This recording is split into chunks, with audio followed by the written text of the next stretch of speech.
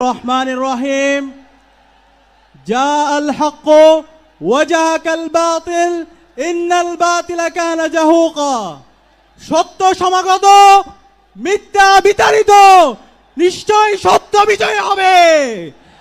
প্রিয় সংগ্রামী ছাত্র জনতা, গুম খুন হত্যা আইনাগর ফ্যাসিবাদ কায়েমের মাধ্যমে খুনি হাসিনা এবং তার দোসররা গত 16 বছরে বাংলাদেশে ইসলামী আন্দোলনের উপর এবং আপামর ছাত্র জনতার উপর ইতিহাসের বর্বরোচিত হত্যাকাণ্ড চালিয়েছে।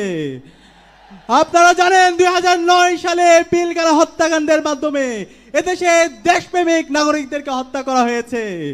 2013 সালের 28 ফেব্রুয়ারি আল্লামা দেলোয়ার হোসেন সাঈদীর রায় পরবর্তী সারা দেশে গণহত্যা সংঘটিত হয়েছিল।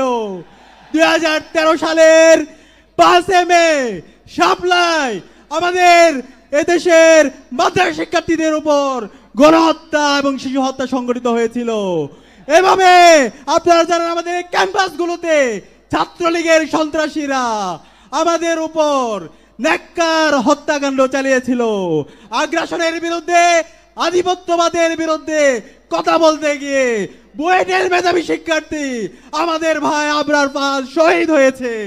এইভাবে গত 16 বছরে আমাদের নেতৃবৃন্দকে আধিপত্যবাদের বিরুদ্ধে কথা বলার কারণে আগ্রাসনের বিরুদ্ধে কথা বলার কারণে শহীদ করা হয়েছে। আজকের এই প্রোগ্রামের জাতীয় সমাবেশের শুরুতে গভীর শ্রদ্ধার সাথে আধিপত্যবাদের বিরুদ্ধে আগ্রাসনের বিরুদ্ধে সকল শহীদদের শ্রদ্ধার সাথে স্মরণ করছি। সাথে সাথে জুলাই বিপ্লবের আবু সাঈদ ওয়াসিম শান্ত থেকে শুরু করে শহীদ আলী রায়হান 2000-এর অধিক যে সমস্ত ভাই বোন শহীদ হয়েছে সকল শহীদদেরকে শ্রদ্ধার সাথে স্মরণ করছি।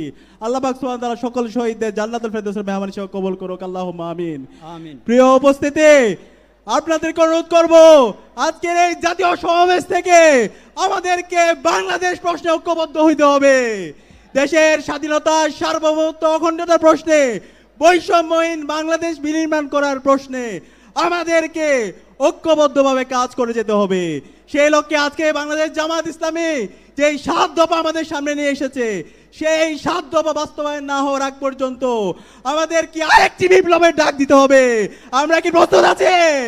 আগামীর বিপ্লব হবে ইসলামের বিপ্লব ইনশাআল্লাহ। আগামীর বাংলাদেশ হবে ইনসাফের বাংলাদেশ। বাংলাদেশ জিন্দাবাদ, বাংলা ইসলামী ছাত্র শিবির জিন্দাবাদ।